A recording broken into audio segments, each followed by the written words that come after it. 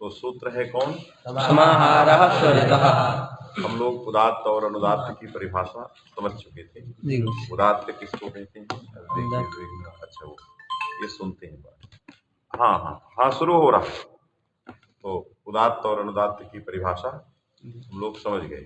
अब हमें स्वरित क्या है इसको बताना है। तो सूत्र स्वरित को बताने के लिए सूत्र है समाहारः स्वरितः। भगवान पाणिनि ने इस सूत्र में दो पद रखा, एक समाहारः और दूसरा स्वरितः। समाहारः ये भी प्रथमांत है और स्वरितः ये भी प्रथमांत है।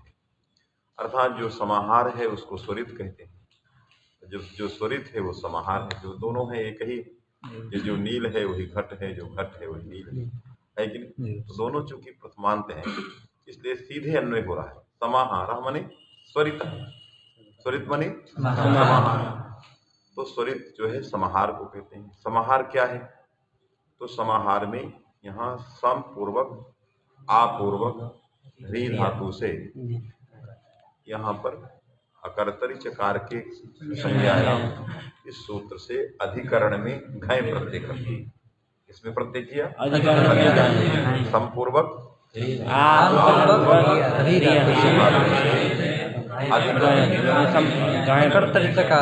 जिसका विग्रह होगा समाह्रियेते यस्मिन्। समाह्रियेते माने समाह्रियते, समाह्रियेते, समाह्रियन्ते ऐसे रूप चलते। तो हमने दो को पकड़ा, समाह्रियेते यस्मिन्। कोई ऐसी दो वस्तुएं हैं जो एक जगह यस्मिन् माने जिसमें इकट्ठी हो रही, एकत्रित हो रही, जिसमें रह रही है कि नहीं? तो जो समाहरण है कि नहीं, माने इकट्ठा होना है। तो समाहरण का अधिकरण, समाहरण का अधिकरण, क्योंकि समाहरण माने सम्मेलन। समाहरण किसको कहेंगे? सम्मेलन। और यस्मिन् माने अधिकरण, माने सम्मेलन मेलन क्रिया का अधिकरण, जहाँ दो कोई वस्तुएं किसी में मिलती हों। यही ना उसका शाब्दिक अर्थ आना। व्युत्पत्ति है समाह्रियेते यस्मिन्, है कि नहीं? कहीं प्रत्यय हो। अब संदेह होगा, आकांक्षा होगी, कौन सी वस्तुएं, है कि नहीं? कस्य सम्मेलनम जस्य अधिकरणम इदम। वो कौन वस्तु है जिसके मिलने का ये जगह है कि नहीं? मिलने की जगह को समाहार कहते हैं। सीधा उसका संग मिल संगति है, मिल संग में। तो जो संगति है, इकट्ठा होना है, संगति है, उसका जो अधिकरण, तो मिलने का स्थान, मिलने का अधिकरण। तो कौन सी वो दो वस्तुएं हैं जिनके मिलने का जो अधिकरण है वही स्वरित है। मिलने के अधिकरण को स्वरित कहते हैं, है कि नहीं? मिलने के तो कौन सी ऐसी दो वस्तुएं? तो प्रसंग उदात्त अनुदात्त का चल रहा है, उदात्त और अनुदात्त का चल रहा है। तो प्रसंग से यदि हम पकड़े कि वो दो वस्तुएं कौन पकड़े, तो पूर्वतः प्रसंगात उदात्त को पकड़े अथवा दोनों अनुदात्त को। तो उदात्त अनुदात्त क्या है? ये शब्द है, शब्द है। उदात्त भी कोई शब्द होगा, जैसे आ पीछे पड़े, ये उदात्त है। अर्वांग अनुदात्त है। तो ये आ और अर्वांग जो ये दोनों उदात्त और अनुदात्त हैं, इन दोनों शब्दों को जिसमें रखा जाए, दोनों शब्दों का मिलन जिसमें हो, तो दोनों शब्द जिस किसी अच में ये मिल नहीं सकते। किसी एक अच में, यस्मिन् माने अची, क्योंकि स्वरित जो है अच का काम है, अच को स्वरित कहते हैं। बात में कि नहीं?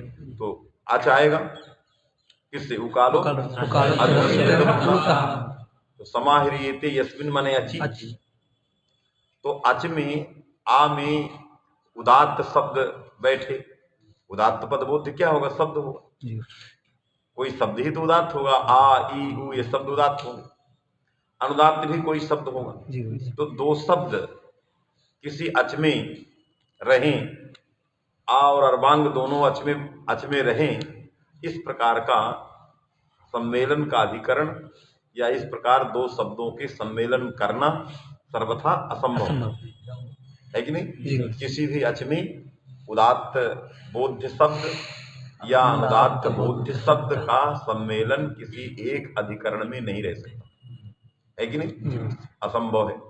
जैसे हमने कह दिया अयम क्षत्रिय, लोक व्यवहार, अयम क्षत्रिय, अयम च शूद्र, तो शूद्र पदबोध्य का कश्चित मांसपिंडधारी पुरुष, क्षत्रिय पदबोध्य का कश्चित मांसपिंडधारी पुरुष। अब ये दोनों पुरुष, दो पुरुष ब्राह्मण रूप अधिकरण में रही, तो ऐसा हो सकता है? नहीं हो। दोनों पुरुष किसी एक पुरुष में कैसे अधिकरण हो जाए? असंभव है, नहीं देखा जाए।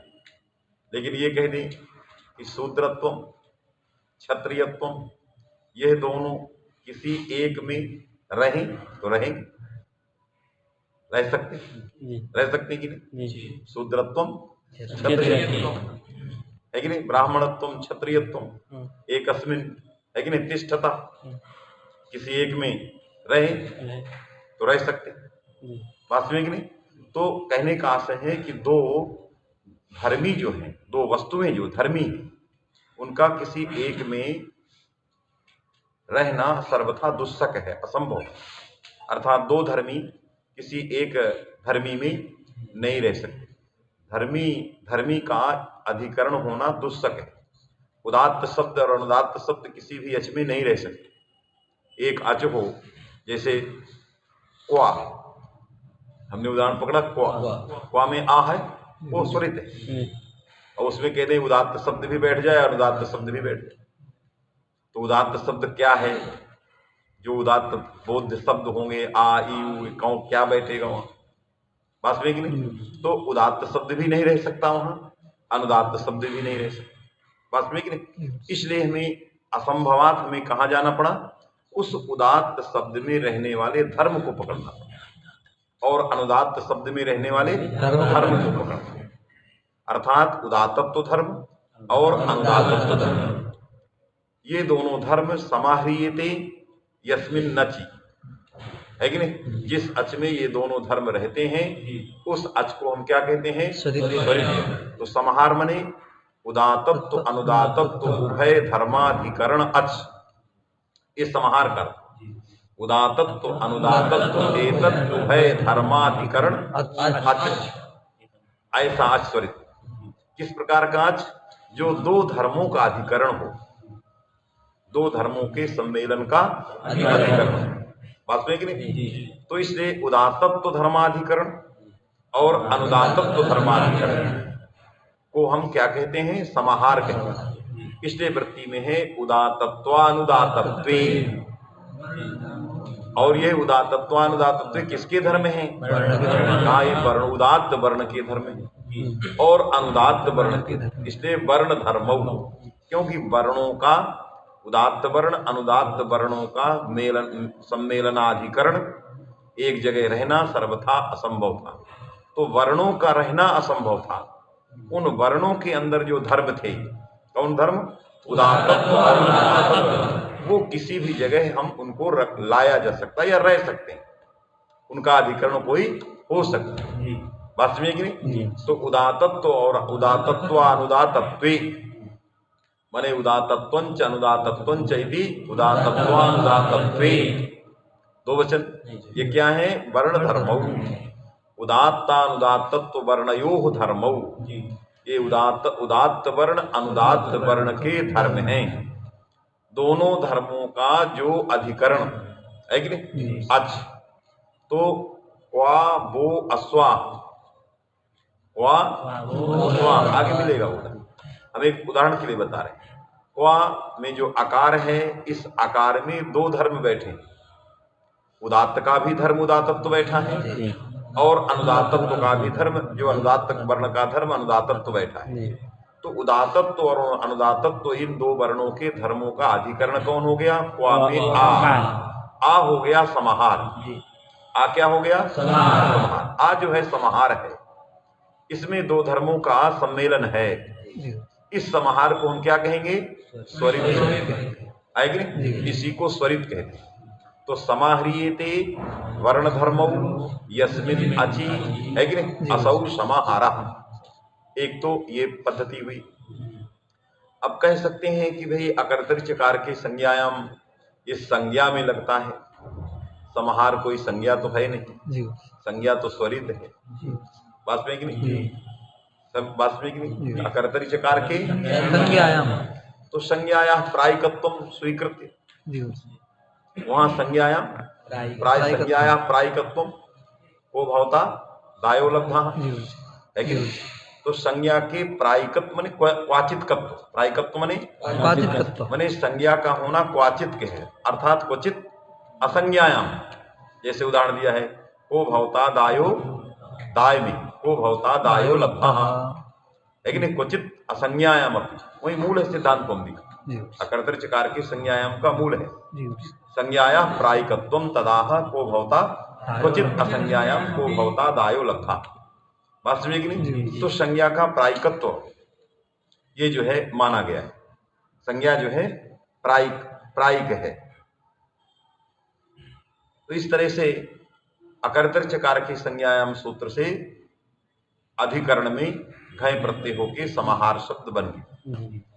समाहार दो वर्णों के अधिकरण को कहते हैं, दो वर्ण धर्मों के अधिकरण को कहते हैं, और उसी को स्वरित कहते हैं। यदि पक्षांतर में चले तो समपूर्वक आपूर्वक ह्री धातु से भाव में भी घय प्रत्यय कर सकते। समाहरणम समाहार, सम्मेलनम समाहार, है कि नहीं। समाहरणम माने सम्मेलन, सम्मेलन क्रिया को समाहार कहते हैं। जो मेलन क्रिया है उसको क्या कहेंगे, समाहार। तो किस सूत्र से घय प्रत्यय हुआ, भाव में। समपूर्वक आपूर्वक ह्री धातु से भाव में हो, है कि नहीं। तो समाहार का अर्थ हो गया क्रिया, मेलन क्रिया। क्रिया को स्वरित नहीं कह सकते, क्रिया वाले को कहेंगे, सम्मेलन क्रिया वाले को कहेंगे। तो भाव में करने पर थोड़ा संदेह ये हो गया कि यहाँ तो क्रिया आ रही है, और जब अधिकरण में करते हो तो क्रिया वाला आता है, क्रिया का आश्रय, क्रिया सम्मेलन क्रिया यस्मिन में जिसमें रहती है। तो अधिकरण में घई प्रत्यय करने पर क्रिया वाला होता है, भाव में घई प्रत्यय करते हैं तो क्रिया होती है। तो क्रिया से क्रिया वाले को बनाने के लिए अर्श आदिभ्यो अच, अर्श आदिभ्यो अच, पहले भाव में घई प्रत्यय करिए, फिर अर्श आदिभ्यो अच से अच प्रत्यय कर दीजिए। मत्वर्थी अच प्रत्यय है कि नहीं, मतुब अर्थ में आता है। तो अर्च अच का अर्थ क्या है, आश्रय। तो समाहार शब्द से क्या कर दिया, अर्श आदिभ्यो अच से आश्रय, अच में चकार गया, भाषण ऐसे चकर के समाहार में रा का आ गया, और ये वाला आ मिल गया, तो क्या बन गया, समाहार। तो क्या अर्थ हो गया, सम्मेलनाश्रय, है कि नहीं। किसके सम्मेलन का आश्रय, है कि नहीं, वर्णों के धर्म के सम्मेलन का आश्रय। उदातत्व अनुदातत्व जो वर्ण धर्म है, इनके सम्मेलन का आश्रय। आश्रय किसका अर्थ है, अच का। सम्मेलन किसका अर्थ है, संपूर्वक आपूर्वक ह्री धातु और भाव में घय प्रत्यय आया। तो एक पक्ष जब ये बनाएंगे तो संज्ञा के प्रायिकत्व की ओर हमें जाना नहीं पड़ेगा। थोड़ा गुरुतर पक्ष है, माने पहले कृदंत में जाएं, फिर तद्धित में जाएं, मध्वर्थ में जाएं, आया कि नहीं। लेकिन ये भी एक पक्ष कह सकते। तो समाह्रियेते यस्मिन्, इन्होंने अधिकरण में घई प्रत्यय की ओर वृत्ति गई है, इन्होंने इस पक्ष को लिया है जो पहला पक्ष मैंने उठाया वृत्ति में। उदातत्वानुदातत्वे वर्ण धर्मौ अच्छी, ये किस पक्ष में गए, अकर्तरी चकार की संज्ञा। माने दीक्षित जी की धारा किधर गई, अकर्तरी चकार की संज्ञा। अधिकरण में घई प्रत्यय प्रासंज्ञा को प्रायिकत्व मान करके इन्होंने किया। यदि ये दूसरी वृत्ति होती तो वो वृत्ति क्या होती, यदि आप ये वृत्ति नहीं होती तो वो वृत्ति क्या होती। तो यह वृत्ति उसका फलितार्थ कथन है। यदि वो शब्द होता कौन, समाहरणम समाहारः तदस्यास्थिति समाहारः, दो व्युत्पत्ति होगी, समाहरणम समाहारः तदस्यास्थिति समाहारः, आए कि नहीं। तो उसका अर्थ क्या होता है, यही जो लिखा है। तो ये उसका ये व्युत्पत्ति नहीं है, ये उसका क्या है, फलितार्थ। तो वो व्युत्पत्ति करेंगे तो ये भी वृत्ति बन सकती है, क्योंकि उसके स्वारस्य को लिखने के लिए ऐसे वाक्य, और जब वो व्युत्पत्ति करेंगे तो ऐसे रहेगा जैसा लिखा है, बात में कि नहीं। तो दोनों तरह से कह सकते।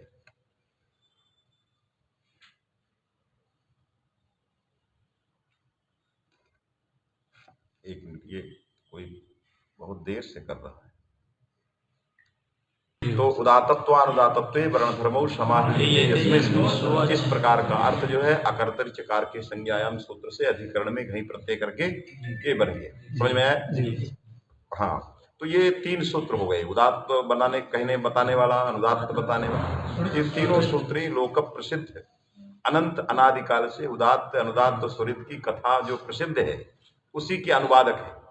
कोई बहुत अपूर्व नहीं है, ये तो व्याकरण बनने के पहले भी चल रहे थे। जब व्याकरण तो आसादी है, किसी पुरुषों के द्वारा बनाया गया है।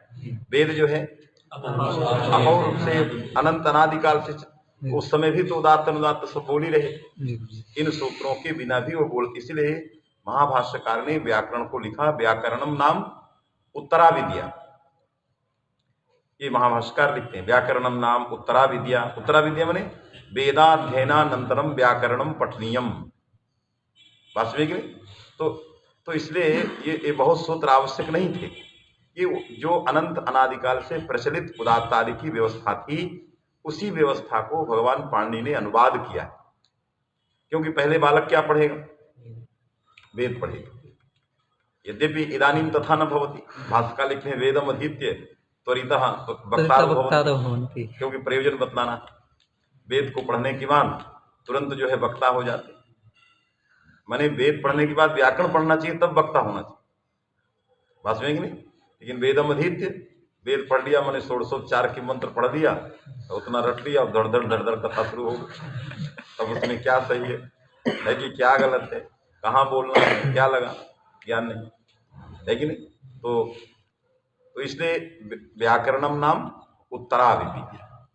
उत्तरा विद्या की कैयट ने व्याख्या किया वेदाध्ययनानंतरम व्याकरणम पठनीयम इत्यर्था।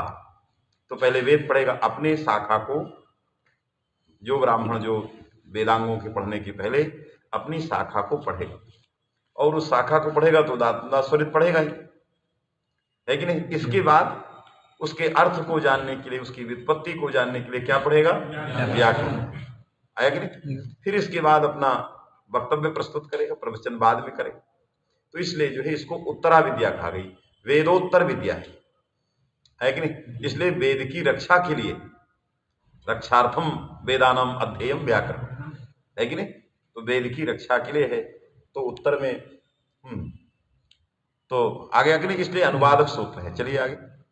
तस्यादित उदात्त मर्दह्रस्वम, उदात्तम अर्धह्रस्वम, मर्दह्रस्वम अर्धह्रस्वम।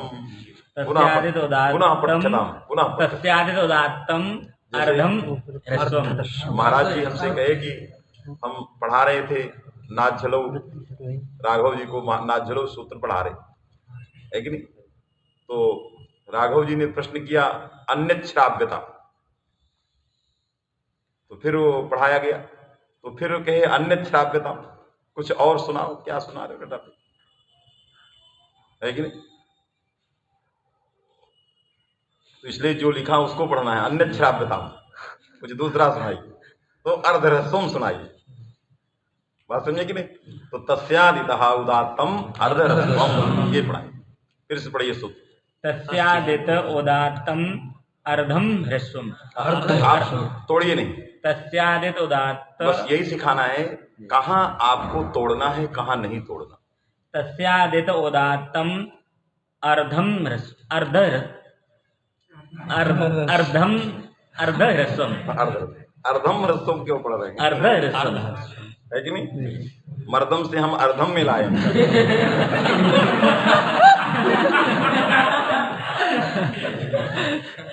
तो अर्धम से अर्ध में लाएंगे, माँ भी हटवाएंगे। तो तस्यादितः उदात्त, तस्यादित वहाँ आ है इसलिए हट गया है, लेकिन आप बोल सकते तस्यादितः उदात्तम अर्धह्रस्वम, अर्धह्रस्वम, अर्धह्रस्वम, तस्यादित उदात्तम अर्धह्रस्वम। एक साथ भी कर सकते, जहाँ जरूरत है तोड़ने की वही तोड़ना है। तो तस्यादितः उदात्तम अर्धह्रस्वम, है कि नहीं। क्या पढ़ेंगे? अर्धम ह्रस्वम में अर्धह्रस्वम। आपको संस्कार पुराना बैठ गया, उसको हटा देना। अर्धह्रस्वम, तस्यादित उदात्तम अर्धह्रस्वम, अर्धह्रस्वम। आगे कि नहीं? हाँ, अर्धह्रस्व में कोई बात नहीं, खुल के कोई नहीं, आप खुल के पढ़ेंगे ना निर्भय होकर तो एकदम अपने आप सब ठीक होता जाए। बस निर्भय रहना है, भय नहीं रहे, भय रह गया तो दिक्कत होती रहेगी। तो भय को बाँचने में, पढ़ने में पारायण भय हटा दें।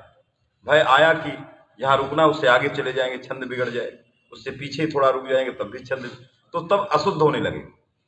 अशुद्धि कब नहीं होती? जहां रुकना है वहीं आप रुके, तब अशुद्धि कभी नहीं। तस्यादित उदात्त मर्धरस्वम, तस्यादित उदात्त अर्धह्रस्वम। उदात्त अर्ध तो माँ कहाँ चला गया? तस्यादित उदात्तम अर्धह्रस्वम। हाँ ठीक, तस्यादित उदात्तम अर्धह्रस्वम ऐसा पढ़िए, या ऐसा पढ़िए या तस्यादित उदात्त मर्धरस्वम ऐसा पढ़िए। समझ में आया कि नहीं? तो ये सूत्र तीनों सूत्रों के बाद आया, क्योंकि स्वरित जो है समाहार को कहते हैं, है कि नहीं? माने दो धर्मों के अधिकरण को कहते हैं, वर्ण के दो धर्मों के अधिकरण को स्वरित कहते हैं। अरे समाहार माने अधिकरण, वर्णों के दो धर्म के अधिकरण को क्या कहते हैं? स्वरित कहते हैं। तो जब दो धर्म किसी में रहेंगे, किसी अच में, तो ये कैसे जानेंगे कि एक अच है, उसके उत्तर में उदात्तत्व धर्म है कि पूर्व में उदात्तत्व है, या पूर्व में उदात्तत्व है उत्तर में अनुदात्तत्व है? ये कैसे जानेंगे? ये स्वरित है, हम तो ऐसे ऐसे करेंगे, हम जो माने बताएंगे स्वरित क्या है तो हम ऐसे ऐसे हाथ कैसे ऐसे ऐसे कर, लगातार नीचे लाइन रहेगी तो हम ऐसे ऐसे हाथ हिलाते रहेंगे, उदात्त आया कि ऊपर चला जाए। तो जब ऐसे ऐसे ऐसे करते रहेंगे तो उसमें जान कैसे पाएंगे कि इसके अंदर उदात्तत्व इधर वाला है, ऐसे हाथ जानने वाला उदात्तत्व है कि ऐसे आने वाला उदात्तत्व है? बात में कि नहीं? तो उसके विभाजन करना है। पहला भाग, उसका पहला आधांश उदात्तत्व वाला है कि उसका बाद का अंश जो है उदात्तत्व अंश या अनुदात्तत्व अंश वाला है। एक अच है, अच तीन प्रकार के हैं, माने कौन अच जो स्वरित है, स्वरित अच तीन होंगे, एक ह्रस्व होगा, दीर्घ होगा, प्लुत होगा, है कि नहीं? तो तीनों अच दो धर्मों के अधिकरण होंगे तो ह्रस्व स्वरित कहा जाएगा, दीर्घ स्वरित कहा जाएगा, प्लुत स्वरित कहा जाएगा। दीर्घ स्वरित में भी, ह्रस्व स्वरित में भी दो एक मात्रा है, उस एक मात्रा के अंदर दो धर्म बैठे हैं, उदात्तत्व और अनुदात्तत्व, तो एक मात्रा में आधी आधी रखें, है कि नहीं? या एक मात्रा में भी कुछ आधा करें, फिर आधा अनुदात्तत्व धर्म वाला करें। दीर्घ में एक एक मात्रा ले लें कि पहले एक मात्रा उदात्तत्व धर्म वाली है, दूसरी जो मात्रा है एक वो अनुदात्तत्व वाली है। या ऐसा करें कि पहला जो आधी मात्रा है वो उदात्तत्व है और डेढ़ जो है वो अनुदात्तत्व की है। बस में कि नहीं? प्लुत स्वरित में तीन मात्राएं हैं तो डेढ़ डेढ़ उदात्तत्व अनुदात्तत्व को बांटें कि आधा अढ़ाई बांट दें। बात समझे कि नहीं? दो चीजें सामने आई, ह्रस्व में तो अंतर नहीं पड़ेगा, आधा आधा हो जाए, आधी मात्रा उदात्तत्व वाली अब आधी अनुदात्तत्व। दीर्घ में यदि आधी मात्रा लिया तो आधा मात्रा और डेढ़, और उधर प्लुत में लिया आधी मात्रा और अढ़ाई। और यदि 50-50 कर दिए तीनों में, नहीं कहते 50-50 का होगा तो दीर्घ में एक और प्लुत में तो क्या करें? ये करें कि ये करें? बात समझे कि नहीं? इसी के लिए सूत्र है, इसके लिए क्या है? सूत्र है। सूत्र में ये नहीं कहा है कि आधा आधा करोगे कि आधी मात्रा और इधर ऐसे करोगे, ये नहीं कहा सूत्र में, ये चीजें कुछ नहीं कहा। आधा डेढ़, आधा अढ़ाई, ये सूत्र में नहीं कहा। लेकिन सूत्र से व्याख्याकारों ने इस तरह के दो बाद निकाल दिया, दो सिद्धांत निकाले, आधा डेढ़ और आधा अढ़ाई, आधा आधा आधा आधा, ये दोनों निकाले। किससे निकाले? इसी सूत्र से निकाले, व्याख्या के माध्यम से निकाले।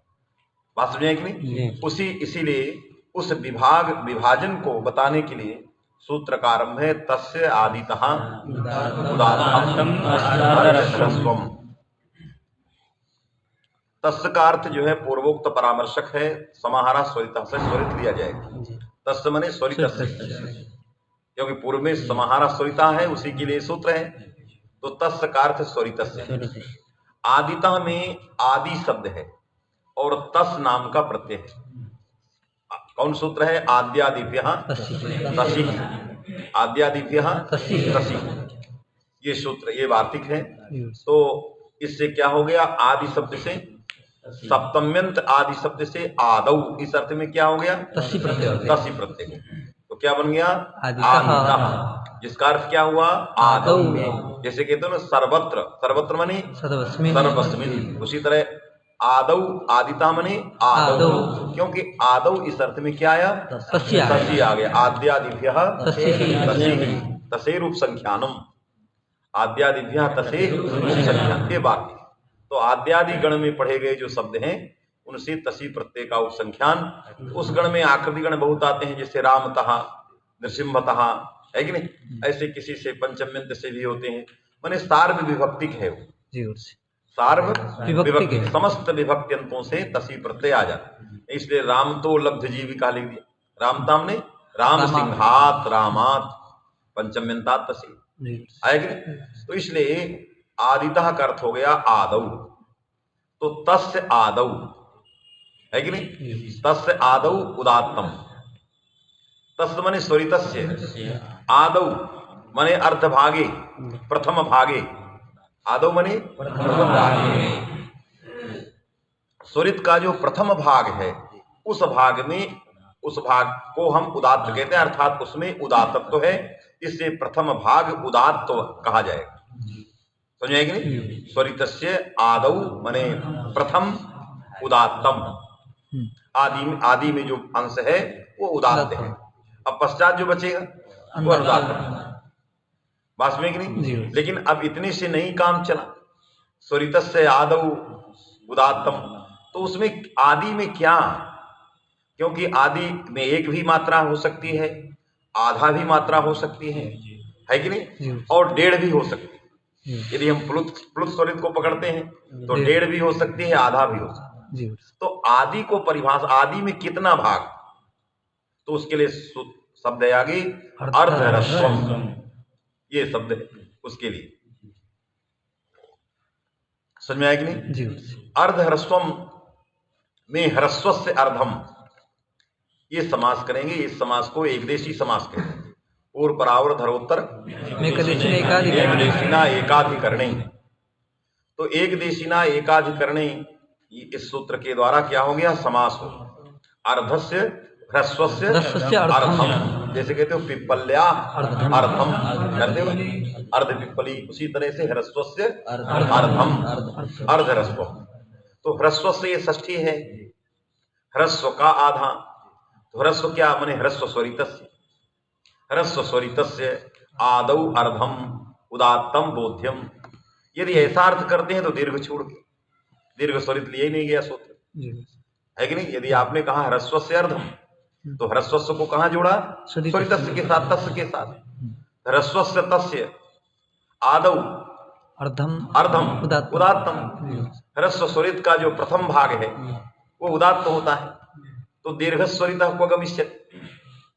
इसलिए कहा ह्रस्व ग्रहणम अतंत्रम। क्यों? दीर्घ से छूट रहा था, प्लुत छूट रहा था, प्लुतस्य प्लुत स्वरितस्य, है कि नहीं? कियान भागः उदात्त भागः, ये कैसे ज्ञान होगा? दीर्घ स्वरितस्य कियान भागः उदात्तः, ये कैसे ज्ञान होगा? इसलिए दीर्घ स्वरित और प्लुत स्वरित का भी संग्रह करने के लिए अर्धह्रस्व में दीक्षित जी ने एक नई रास्ता निकाली, ह्रस्व ग्रहणम कहा अतंत्रम, है कि नहीं? ये लिखिए। अतंत्रम में तंत्र का अर्थ होता है विवक्षित। तंत्र शब्द जो है विवक्षित, वक्तु इच्छा विषयत तंत्र, वक्ता के इच्छा के विषय को तंत्र कहते हैं। क्योंकि वक्ता स्वतंत्र है, तंत्र है, उसकी इच्छा का जो विषय होगा वही तंत्र होगा, क्योंकि वक्ता है। आपके इच्छा का विषय तंत्र नहीं, बस में कि नहीं? इसलिए विवक्षित माने वक्तु इच्छा विषय, वक्तु इच्छा विषय विषय, उसको क्या कहोगे? विवक्षित। अन्नतंत्र अतंत्रः अतंत्र माने वक्तु इच्छा अविषय, जी। जो वक्ता की इच्छा का विषय न हो।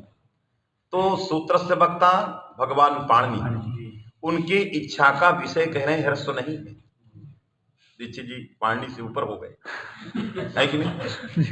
तभी तो कह रहे हैं कि अविवक्षित माने, अविवक्षित माने वक्ता की इच्छा इसके उच्चारण में नहीं थी, इसको रखने में नहीं है, रख दिया है, इच्छा नहीं थी, वास्तविक नहीं। तो ये ह्रस्व जो है वक्ता की इच्छा का विषय नहीं है कि नहीं? तो इच्छा का विषय नहीं है, तो जब इच्छा का विषय ही नहीं है तो उससे किसी भी प्रकार की अर्थ की उपस्थिति होगी ही नहीं, क्योंकि उनकी इच्छा, क्योंकि वक्तुरिच्छा ही तात्पर्य, और तात्पर्य जो होता है वो किसी भी वाक्य से उपस्थित होने वाले बोध के प्रति कारण होता है। आप तस्यादितः उदात्तम अर्धरस्वम ये वाक्य है, इस वाक्य का अर्थ करोगे तस्य स्वरितस्य, है कि नहीं? अर्धम आदौ अर्धम, ये सब जो अर्थ करोगे इसमें वक्ता का तात्पर्य, वक्तुस तात्पर्य जो है कारण है जी। तो ह्रस्व के विषय में ह्रस्वत्वेन बोधकम स्यात् एतादृशम तात्पर्यम वक्तुः नास्ति, है कि नहीं? ये वक्ता के तात्पर्य के इच्छा का विषय नहीं है, तो तात्पर्य ही नहीं है तो वक्तुस तात्पर्याभावात् न शाब्दबोधे विषयः, ये सूत्र के अर्थ में विषय नहीं बनेगा, न विशेषणतया न विशेषतया। तो जो नहीं बनेगा तो केवलम पुण्याय भविष्य, है कि नहीं? केवलम पुण्याय भविष्य, जब करेंगे तो पुण्य मिले। तो क्या होगा इसको छोड़ के यदि अर्थ करते हैं, दीक्षित जी के अनुसार चलते हैं, तो क्या अर्थ होगा? ह्रस्व को छोड़ दिया तो क्या हुआ? तस्य स्वरितस्य आदौ अर्धम, है कि नहीं? उदात्तम पारिशेषात् उत्तरार्धम पारिशेषात् अनुदात्तम, इससे सारे आ गए। कौन कौन आए? दीर्घ भी आया, पृथ्वी, और निश्चित कर दिया अर्धम। तो हम आधा आधा करेंगे, हम एक मात्रिक जो रहेगा उसमें एक आधा आधा मात्रा, दीर्घ में हम एक एक मात्रा, और प्लुत में हम, क्योंकि हमने यदि ऐसा अर्थ कर दिया कि नहीं आधी मात्रा, तब तो अर्धम नहीं होगा, है कि नहीं? यदि हमने बंटवारा ऐसे कर दिया कि दीर्घ में हमने आधा और डेढ़ का कर दिया तो अर्धम नहीं कहा जाएगा। तो इधर ज्यादा निकल गया, इधर थोड़ा अंश मिला, तो अर्धम कहाँ रहा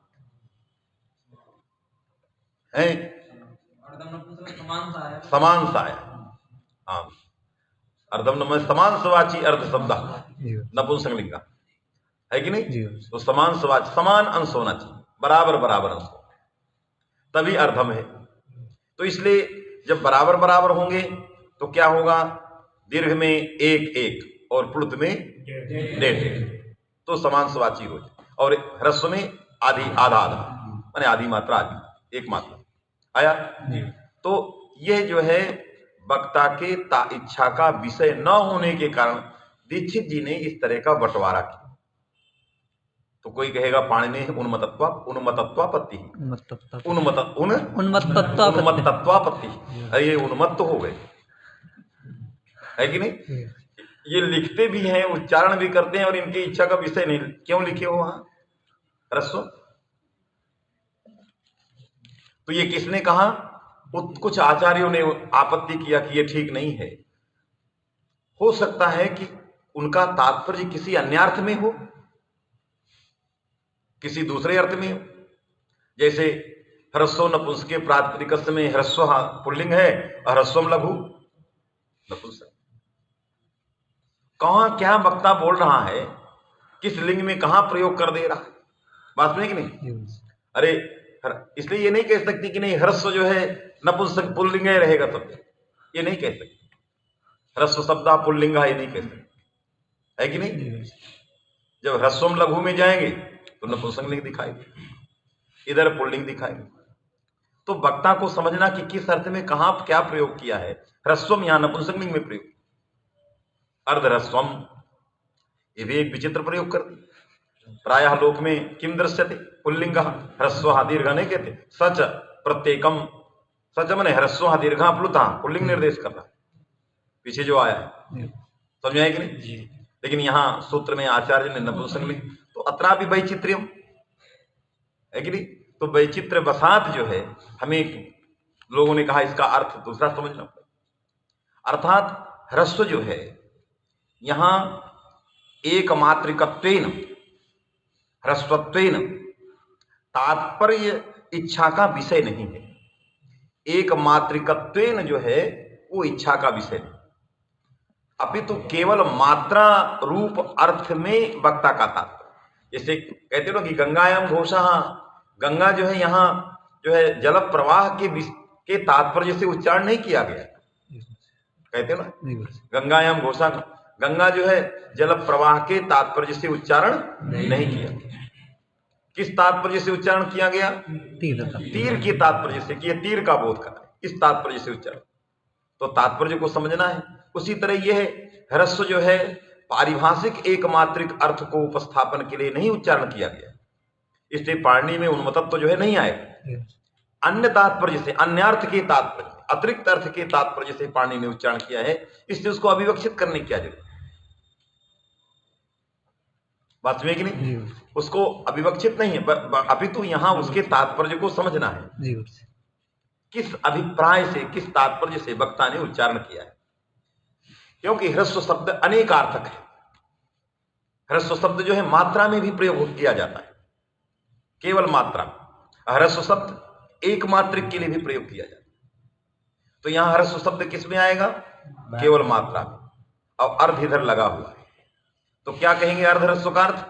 अर्धमात्रा, अर्थात स्वरितस्य अर्धमात्रा उदात्ता, दीर्घ स्वरितस्य अर्धमात्रा आदौ उदात्ता, प्लुतस्वरितस्य आदौ अर्धमात्रा उदात्ता। तो बंटवारा कैसे हो गया, किस तरह का हुआ? आधी मात्रा और डेढ़ और आधा और अढ़ाई। बात समझे कि नहीं? इस तरह से ये बंटवारा हो। जो अविवक्षितत्व को स्वीकार नहीं करते, अभी तो उसका पाणिनि का तात्पर्य किसी भिन्नार्थ में मानते, किसी अन्यार्थ में मानते। बात समझे कि नहीं? तो अन्यार्थ में मानने वालों की लाइन कहां से शुरू होती है? पूछा जाएगा कि इसका भिन्न अर्थ है, ह्रस्व का पारिभाषिक अर्थ नहीं है। ह्रस्व माने एक मात्रिक, आ के एक मात्रिक ऊ के उच्चारण काल के समान अच, ऐसा अर्थ यहां नहीं है। ह्रस्व का पारिभाषिक अर्थ क्या है? ऊ कालो जल दीर्घ, अर्थात ऊ सदृश अच ह्रस्व, ऊ के समान अच ह्रस्व होता है। बात समझे कि नहीं? यहां ऐसा इस अभिप्राय से इसका प्रयोग नहीं किया गया है। बात समझे कि नहीं? किस अभिप्राय से प्रयोग किया गया?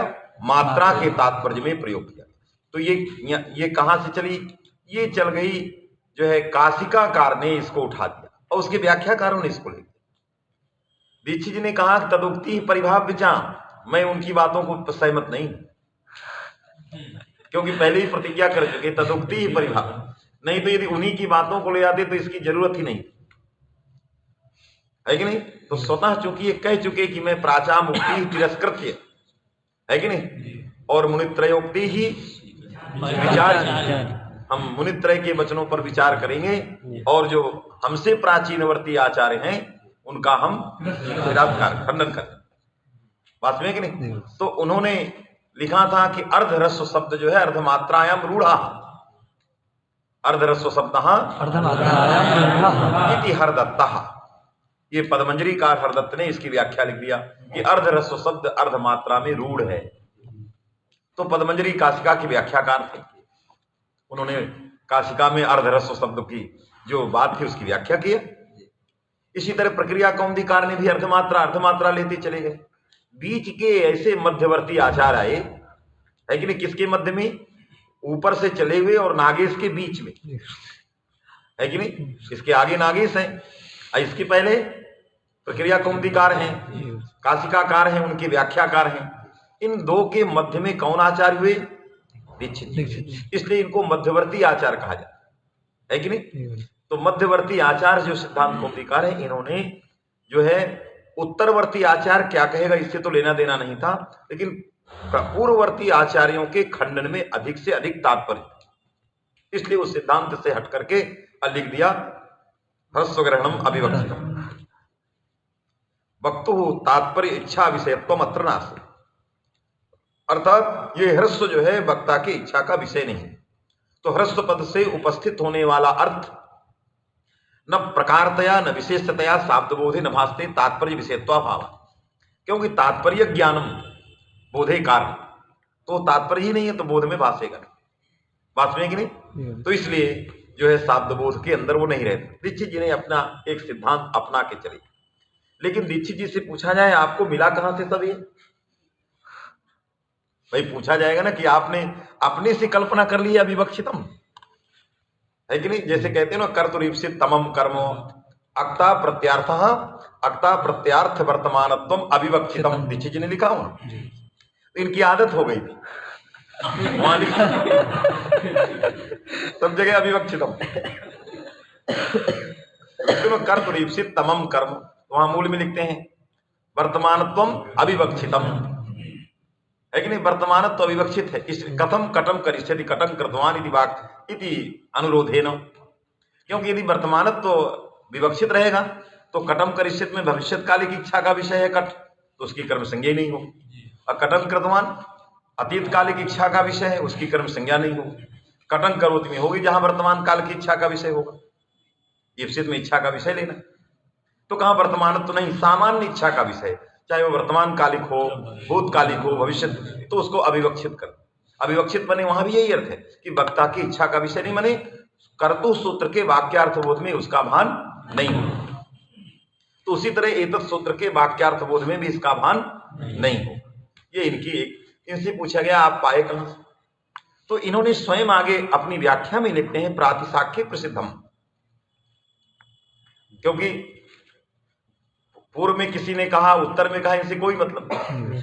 कहा प्रातिशाख्य में, प्रातिशाख्य माने जो वेद पढ़ते होंगे वो जानते होंगे, शाखम शाखम प्रति प्रतिशाखम विवसायाम अपे भावा, और प्रतिशाखम के बाद भावा है कि नहीं, दिगादिभ्यः यत् करिए, है कि। तो अवादे वृद्धि भी है, प्रातिशाख्य ने बनाया, तो शाखम शाखम प्रति प्रतिशाखम विवसायाम अपे भाव, आगे और प्रत्यय किया, फिर इसके बाद यत् किया, है कि नहीं। प्रातिशाखम, फिर तत्र भवा प्रातिशाख्यम। तो प्रातिशाख्यम माने वेदों का कोई ग्रंथ विशेष वेद ही है। तो वेद के व्याख्या में, है कि नहीं, वेद व्याकरण में इस प्रकार की बात प्रसिद्ध है कि आधा आधा लिया जाएगा, है कि नहीं, आधा आधा लिया जाएगा। ये प्रातिशाख्य में था, इसलिए हमने इसको उसी कारण से अविवक्षित कर दिया। वेद में क्या था, अर्धमात्रा अर्धमेवा, ये पंक्ति वहां प्रातिशाख्य में आई। अर्धमात्रा अर्धमेवा दोनों आए, अर्धमात्रा पहले दे रहा है, फिर अर्धमेवा दूसरा है। दीक्षित जी ने दूसरी वाली में चले गए अर्धमेव, क्योंकि सारे एक साथ सारे आचार्य काशिका से लेकर सभी लोग अर्धमात्रा अर्धमात्रा ले रहे थे। तो सोचे उसी में क्या खिंचाई करना। यदि माने कहीं सुनी बात की ही हम प्रवचन करते रहेंगे तो कौन सुनेगा। प्रवचन तो रोज नया नूतन होना चाहिए, है कि नहीं। यदि कोई एक व्यास के श्रोता सब एक ही साथ सब जगह वही रहे तो शायद वो सुनना बंद कर, क्योंकि वही कथा तो रोज होनी है। लेकिन वहां के श्रोता भिन्न है, मुंबई के श्रोता भिन्न है, कलकत्ता के भिन्न है। यदि सारे श्रोता एक जगह होते सब साथ एक साथ, तो हर कथा में वही चीज तो है, बात में कि नहीं। नूतनत्वम न क्वचित, जो वाराणसी में कथा किया व्यास जी ने वही कलकत्ता में वही चीज कही, है कि नहीं। पराशर जी की कथा सुनिए, जो बंबई की है वही कलकत्ता की है, वही कलकत्ता की। हम एक दिन, हम तो बहुत सुनते रहते हैं, तो हम पराशर जी की बहुत पहले सुनते थे, तो हमें बहुत अच्छा लगता था। पूछे क्यों, उनकी स्वर भी अच्छा है और श्लोक की शैली भी बहुत अच्छी है, उच्चारण भी बहुत अच्छा है। और कभी कभी तो भाग जाते हैं व्युत्पत्ति में, लेकिन प्रायशः व्युत्पत्ति भी अच्छी है, कमजोर नहीं। लेकिन मैं कई सुनता गया धीरे धीरे मेरे मन में ये आ गया कि हर जगह वही चीज है, हर जगह वही चीज जो यहाँ है, जो प्रयाग की रेती में है वही बनारस की, मैंने हर जगह है वही चीज, जो चीज बोलते चले आ रही है। एकदम आज से 10 वर्ष पहले जो चीज हमने सुना वो आज भी सुन रहे हैं। इसका मतलब हमने एक निश्चित रूप से, जैसे हम लोग भी पढ़ाई रहे हैं उसी तरह हम लोग भी हैं कि जो अभिव्यक्तित्व कर रहे हैं वो लगातार 20-25 वर्षों से कर रहे हैं। क्या करें, उससे आगे कुछ निकल नहीं पा रहे। तो उसी तरह वो भी जो है वही अभिव्यक्तित्व करते चले आ। हम ये सोचते गए कि सारी जगहों में वही चीज हो रही है, किमपि नावीन्यम न प्रतीयत, नई कोई सोच, कुछ ऐसी सोच है कि नहीं, ऐसा कुछ नहीं है। तो बहुत कठिनाई हो जाती है। इसलिए नित्य नवीन आवे, ये दीक्षित जी के अंदर भावना थी कि नावीन्य आएगा तभी इसमें कुछ लोग बैठेंगे, नहीं तो पुराना वही सब हो जाए। बात समझे कि नहीं? एक वक्ता थे, हम लोग एक कथा में गए थे, गुरुजी हमारे साथ थे, गए थे। तो हम लोग भी आचार कर चुके थे, सन्यासी कॉलेज में अध्यापक नए नए थे। खूब एक व्यास जी थे, खूब भीड़ थी। फिर गुरुजी का नंबर आया, सब उठ के जाने लगे। तो हम सोचे कि जब तो हमारे बारे में, तो हमारे बात तो कोई नहीं न जाएगा। तो हम सोचे कि हमारा पहले हो जाता तो कुछ रुक जाते। अब गुरुजी की ऐसी शुरू हुई, वो व्याकरण के थे, अब वो व्युत्पत्ति करना शुरू हुए, कौन कहाँ सुनेगा। तो हम बगल में हम बैठे थे, हमको कुछ बचाइए नहीं, सब जा रहे हैं। तब वो कहे कि आप बैठो, मैं अभी दर्शन कराता हूँ, अभी तुरंत। तो हुआ क्या कि मैंने कह दिया कि ये व्यास जी नहीं करा पाए, 8-7-5-6 दिन हो गया दर्शन। रोकने के लिए मैं भी जुगाड़ लगाया। मैंने कहा कि देखो व्यास जी 5 दिन से नहीं करा पाए, और ये गुरुजी काशी से आए, अभी तुरंत करा रहे, बैठिए। तो कहने का अर्थ है कि वो सब उठ के चले जा रहे, तो थोड़ा रुक गए, जो कुछ वृद्ध लोग रुक गए कि शायद दर्शन हो जाए। जो लोग काशी से आए हैं शायद दर्शन करा दे। बात समझे कि नहीं? तो दर्शन जो किया होगा वही ना कराएगा। तो बाद में हम लोग गए, साथे रुके थे, हम कहे आपने तो जमाया, गए आप कह दिए तो थोड़ा आप बच गए। तो यही होता है जिसका जो विषय। चलिए, तो दीक्षित जी ने प्रातिशाख्य में जो बात आई, अर्धमात्रा अर्धमेव वा, तो अर्धमात्रा को छोड़ दिया और कहाँ चले गए? अर्धमेव में। पूछा गया कि आपने प्रथमो उपस्थित अर्धमात्रा को छोड़ के अर्धमेव में क्यों चले? तो कहा उसमें एवकार लगा था। दीक्षित जी से पूछा गया कि आप एव में क्यों, अर्धमेव में क्यों चले गए? किसमें रहना चाहिए? अर्धमात्रा पहले तो लिखा था, प्रातिशाख्य में पहले था, तो कहा उसमें एवकार लगा। और एवकार इसकी व्यापकत्व को सूचित कर रहा है। ये अपनी व्याख्या में एवकार लगने से क्या हुआ? ये व्यापकत्व। बात सुनिए कि नहीं? तो इसके व्यापकत्वम सूचयितुम एवकारा प्रातिशाख्य, तो इसके व्यापक था, इसलिए हमने इसमें चले, इसको ले लिया। लेकिन इसके पहले वाले आचार्य, इसके उत्तर वाले आचार्य, ये किस में गए? ह्रस्व शब्द का जो वास्तविक वाच्यार्थ था उस अभिप्राय से आचार्य ने उच्चारण नहीं किया। ये क्या था? ये मात्रा को बताने के लिए है कि नहीं? नागेश आए तो नागेश ने दीक्षित जी का पक्ष नहीं लिया, है कि नहीं? क्योंकि वो प्रतिज्ञा ही कर चुके थे, वो भी जो है मनोरमो मार्ग दे, आधा तो खंडन कर ही दे, है कि नहीं? तो वो भी एक प्रतिज्ञाबद्ध थे। तो उन्होंने अपनी बात को कहते कहते भी थे उनकी शैली में, लेकिन दीक्षित के पूर्ववर्ती आचार्यों का पक्ष हमेशा रख लेते थे। ये नागेश की एक बहुत बड़ा स्वभाव। काशिका को कहेंगे ठीक है, प्रक्रिया कौमुदी को कहेंगे बहुत अच्छा है, दीक्षित जी को कहेंगे ये ठीक नहीं, ये ठीक नहीं, ये बहुत गड़बड़ लिखते हैं। ये प्राय उनकी आदत है कि नहीं? आप देखो, आप उनकी सजे से लड़ सूत्र या कारस्थ का ठीक नहीं, मैंने ऐसे बहुत सारे स्थलों वो कहेंगे ठीक नहीं है, दीक्षित जी ये ठीक नहीं है। दीक्षित जी प्राचीनों का खंडन किया, उन्होंने कहा ये, उन्होंने इसलिए कहा कि जो एक वचन किया है वो एक वचन केवल प्राचीनों के खंडन के लिए ही है। गुरु है कि नहीं? तो इसलिए दीक्षित जी को नागेश जी बहुत आदर की दृष्टि से नहीं देखते थे और प्रायः उनकी बात को खंडन करते। तो उन्होंने कहा कि नहीं, अर्धमात्रा ही होना चाहिए। किसका पक्ष लिया? काशिका से लेकर प्रक्रिया कांग्रेस, अर्धमात्रा ही होनी चाहिए। क्यों अर्धमात्रा होनी चाहिए? कहा भाष्य में ऐसा आया। मान लिया कि प्रातिशाख्य में दोनों पक्ष आ गए, अर्धमात्रा भी है, अर्धमेव है, आप अर्धमेव में चले गए, हम अर्धमात्रा में चले गए, लेकिन अब निर्णय हमारे आपके बीच में कौन करेगा कौन सही? तो उन्होंने भाष्य को रख दिया। कहा भाष्यकार ने अर्धरस्व शब्दों जो अर्धमात्रायाम रूढ़ा में जो रूढ़ा है, ये जो भाष्यकार ने लिखा है ये भाष्य की पंक्ति है, इसलिए भाष्यकार ने लिखा है, इसलिए इसी पर आना चाहिए। भाष्यकार को क्या अभिप्रेत है? अर्धमात्रा, क्योंकि अर्धरस्व शब्द अर्धमात्रायाम रूढ़ा। हरदत्त ने रूढ़ा को क्या लिखा? लाक्षणिक। अर्धरस्व शब्द अर्धमात्रायाम लाक्षणिक। कहा लाक्षणिक को हटा के यदि हरदत्त रूढ़ा कर दें तो कथंचित नेय, तो हम अपने समुदाय में उनको रख लेंगे। मैंने हरदत्त को हटाया, ऐसा नहीं कि प्राचीनों की पूरी बात मान लिया। कहा प्राचीन ठीक थे, केवल कहीं जो गड़बड़ अंश है वो हटा दे रहे। क्या गड़बड़ अंश था?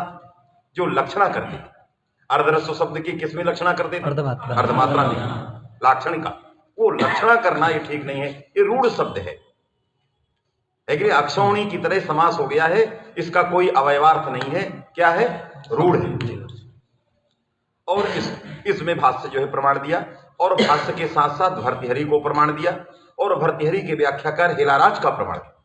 तो नागेश का जो पूरा अध्ययन था वो अध्ययन पूरा का पूरा दे दिया।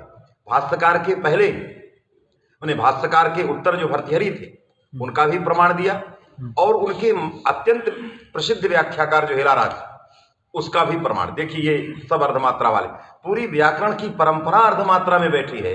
एक दीक्षित जी चले गए वेद की तरफ, वास्तविक नहीं, माने व्याकरण के सारे शाब्दिक आचार्य, प्रक्रिया से लेकर के, काशिका से लेकर के, भाष्य से लेकर के, सारे लोग इसमें बैठे हैं। एकमात्र दीक्षित ही अर्धमेव में चले, इसलिए इनको उन्होंने स्वीकार नहीं किया कि ये ठीक मत नहीं है, भाष्य से विरुद्ध है। वास्तविक नहीं, लेकिन इन्होंने लिखा है तो उसको हम लोग व्याख्या करेंगे। तो ह्रस्व ग्रहणम अतंत्रम, वास्तविक नहीं, अतंत्रम मने अविवक्षितम, अविवक्षितम मने वक्तुः इच्छा विषयत्वम अर्थात तात्पर्या विषयत्वम। वास्तविक नहीं, स्वरितस्य आदौ अर्धम उदात्तम, तो अर्थ हो गया स्वरितस्य आदौ अर्धम उदात्तम, क्योंकि ह्रस्व को तो हटा ही दिए हैं, तो स्वरितस्य आदौ अर्धम उदात्तम, आधा आधा हो गया। दीर्घ में भी आधा, ह्रस्व में आधा, प्लुत में भी आधा, माने 1.5 और 1 और आधा, ये इनका मत है। उत्तरार्धम तो परिशेषात अनुदात, है कि नहीं? तो परिशेष जो बचा हुआ है उत्तरार्ध, वो क्या हो गया? अनुदात हो गया। तो पहला वाला भाग आदौ अर्धम जो है उदात हो गया, अब पश्चात जो है अनुदात हो गया। जो उत्तरार्ध हो गया वो अनुदात, तो दोनों ज्ञात हो गया। स्वरित रहेगा, उसमें पूर्वार्ध भाग उदात्त का होगा, उत्तरार्ध का भाग अनुदात, माने उत्तरार्ध अच के उत्तरार्ध में अनुदातत्व बैठ रहेगा और अच के पूर्वार्ध में उदातत्व रहेगा। इसलिए उदातत्व रहने के कारण उसको उदात्त भी कहेंगे, अनुदातत्व रहने के कारण उसको उदात्त कहेंगे, और यदि दोनों रह गए तो उसको स्वरित कहेंगे। आया कि नहीं? तस्य च उदात्त स्वरित परत्वे श्रवणं स्पष्टम। तस्य माने उदात्तस्य, अनुदात्तस्य, क्योंकि पारिशेषाद अवशिष्टस्य अनुदात्तस्य, जो उत्तरार्ध का अनुदात्त है वो सुनाई थोड़ा सब जगह नहीं देता है कि नहीं? कुत्र अनुदात्तस्य श्रवणम, कुत्र उदात्तस्य श्रवणम, एक साथ दोनों सूत्र श्रुत नहीं हो, कोई एक ही श्रुत होगा, है कि नहीं? तो कहा तस्य अनुदात्तस्य उदात्त स्वरित परत्वे, यदि उत्तर में उदात्त स्वरित पर में होगा तो पहला वाला जो स्वरित होगा वो उसमें क्या सुनाई देगा? अनुदात्त। जैसे ये भी स्वरित है, ये भी स्वरित है, ये उदात्त स्वरित है, ये भी स्वरित है, इसके अंदर उदात्त भी है, अनुदात्त भी, माने उदात्तानुदात्त तो दोनों है, तो ये उदात्त अनुदात्त दोनों है। पूर्वार्ध में क्या है? उदात्त है, उत्तरार्ध में अनुदात्त है। तो यहाँ अनुदात्त ही सुनाई देगा। क्यों? उदात्त स्वरित पर में है। इसके उत्तर वाले भाग में उदात्त स्वरित कोई वर्ण पर में, अच पर में है, इससे पूर्व वाला अच में जो है उदात्त का श्रवण होगा। उसने लिख रहा तस्य, तस्य माने अनुदात्तस्य उदात्त स्वरित परत्वे श्रवणम अस्पष्टम। यदि उदात्त स्वरित पर नहीं है तो उसका श्रवण अस्पष्टतया नहीं है। हाँ है, अनुदात्त कहा जाएगा, लेकिन तस्य श्रुति ही न भविष्य, श्रवणम न भविष्य। बात समझे कि नहीं? अन्यत्र तो उदात्त, अन्यत्र माने उदात्त स्वरित परत्वाभावे। जहां उदात्त स्वरित उत्तर में नहीं है तो किसका श्रवण होगा? उदात्त श्रुति। तो उदात्त स्वरित परत्वे अनुदात्तस्य श्रवणम और उदात्त स्वरित परत्वाभावे उदात्तस्य श्रवणम। बात में दोनों स्थिति बता दी, समझे बात आ गई? प्रातिसाख्ये प्रसिद्धा। ये श्रवण, अश्रवण और इस प्रकार का आधा, ये सब कुत्र प्रसिद्धम? प्रातिसाख्ये प्रसिद्ध। इसलिए प्रमाण भी दिया कि मैं भी जो बोल रहा हूँ कोई ऐसा नहीं है कि चल तो फिर तो बोल रहा हूँ, है कि नहीं? ये सब प्रातिसाख्य में आया है, तद अनुसार मैं बोल रहा हूँ, आया कि नहीं? प्रातिसाख्ये प्रसिद्धम। अब उदाहरण दे रहा है कि नहीं? तीनों की उदाहरण देगा।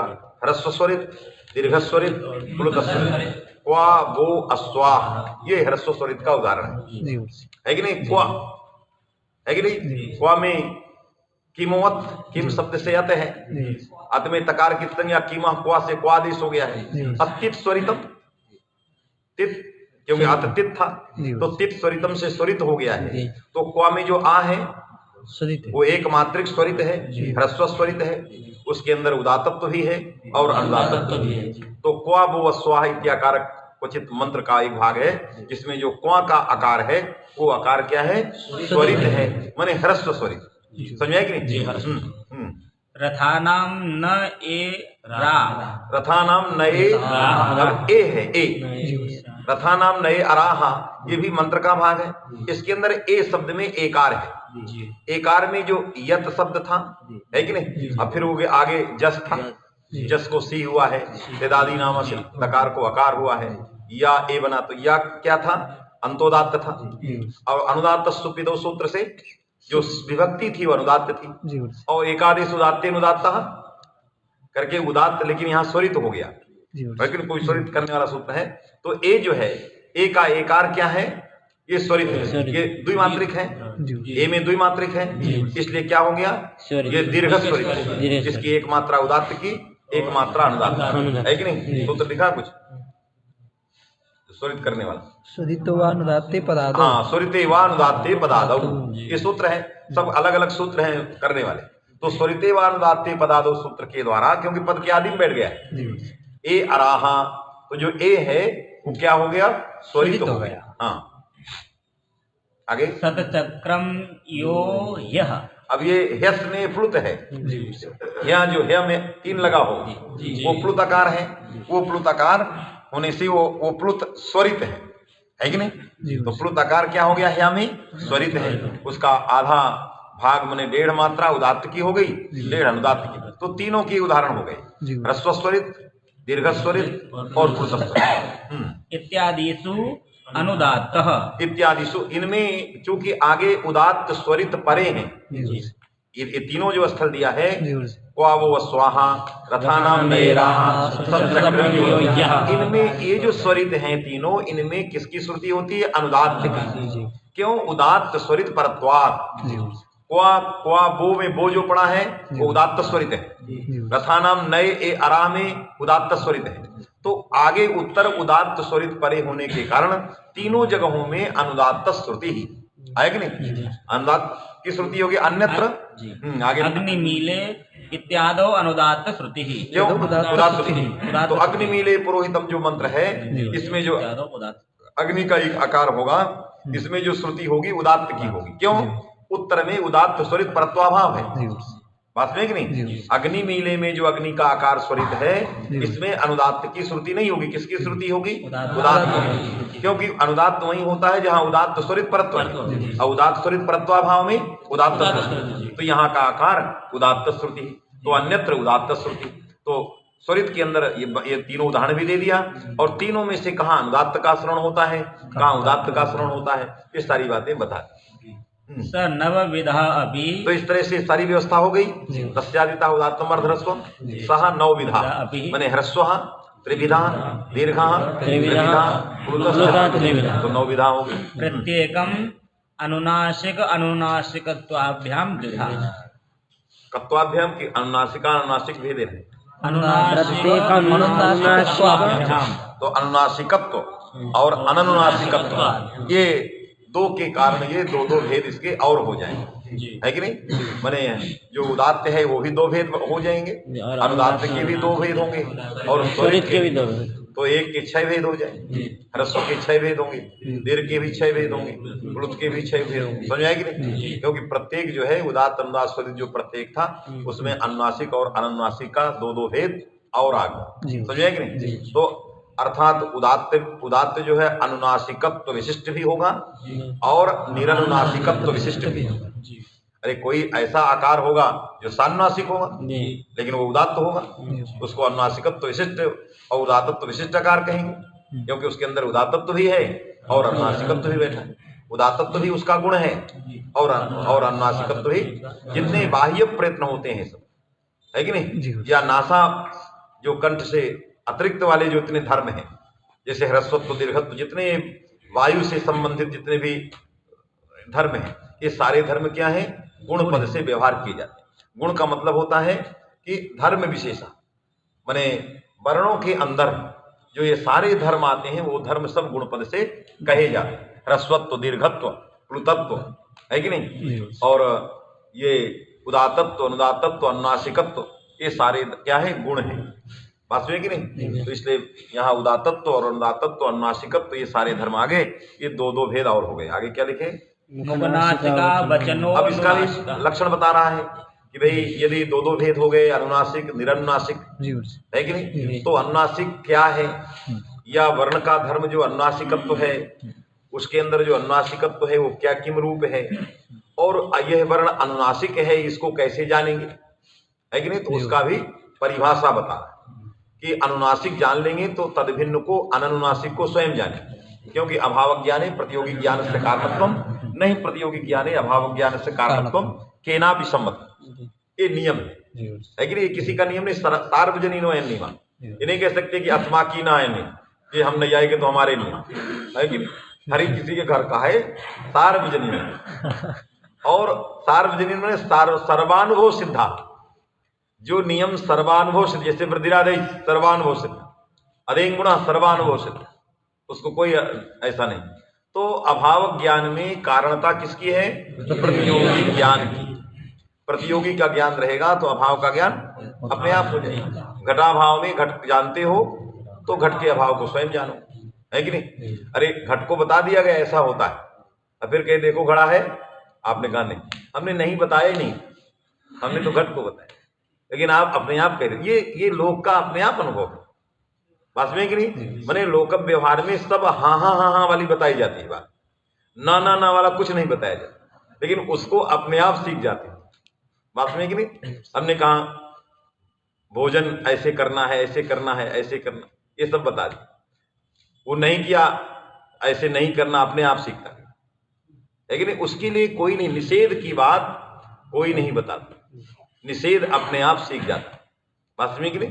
तो प्रतियोगी का ज्ञान अभाव के प्रति कारण है, अभाव के प्रति प्रतियोगी, लेकिन प्रतियोगी के प्रति अभाव का ज्ञान आवश्यक। घट जानने के लिए उसका अभाव चाहिए, लेकिन हमें घट समझना है तो पहले उसका अभाव थोड़ी बताएंगे। बात समझे कि नहीं? इसलिए यहाँ अनुनासिक को अननुनासिक को जानना होगा तो किसको जानना चाहिए? पहले अनुनासिक। इसलिए एक ही सूत्र बनाया है, नहीं तो दो सूत्र बनाने पड़े, एक अनुनासिक बताने के लिए, एक अननुनासिक, है कि नहीं? माने मुख नासिका बचना, फिर मुख नासिका रहितो बचना। अरे मुख नासिका सहित होगा जो, है कि नहीं? तो फिर उसमें रहित वाला अलग बनाना पड़ा।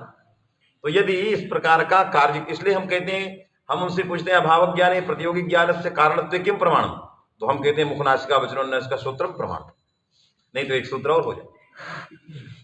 तो हमारे पास प्रमाण है उसका, इस नियम के कि अभाव ज्ञान में प्रतियोगी ज्ञान कारण है, इसलिए केवल एक सूत्र बनाया गया, कौन? मुखनासिका। है कि नहीं मुखनासिका रहितो वचनः निरनुनासिका अननुनासिका, ये भी होता है कि नहीं। तो इसलिए अभाव ज्ञान के में प्रतियोगी ज्ञान के कारणत्व में प्रमाण है कौन? मुखनासिका वचनः। तो मुखनासिका वचनः एक पद है और अनुनासिक एक पद है, दो पद है। मुखनासिका वचन को क्या कहते हैं? अनुनासिक कहते हैं, सीधा लक्षण है। जो मुखनासिका वचन है उसका नाम अनुनासिक। मुखनासिका वचन क्या है? तो वचन माने वर्ण, उच्चार्यमाण वर्ण। उच्यते इमे वचना, एक माने वच धातु से कर्म में लुट प्रत्यय है। लुट प्रत्यय किसमें है? कर्मणि लुट है, बस में कि नहीं?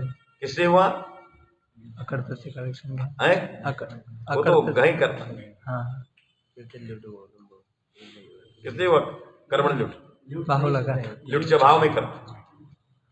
पंडित जी लुट च देखोगे तो आप लुट च में बनाए हसनम हसितम, उसकी व्याख्या हसित है कि नहीं? भावयक्ता के अधिकार में आता है, इसलिए है कर्णाधिकरणयोश्च में वो तो कर्णाधिकरण में कर, इसलिए बाहुल का कृत्य लुटो बहुलम है कि नहीं? कृत्य लुटो बहुलम को भाष्यकार ने कृतो बहुलम कर दिया, सारे कृत बाहुल, इसलिए कृत्य लुटो बहुलम बाहुलकात कर्मणि लुट।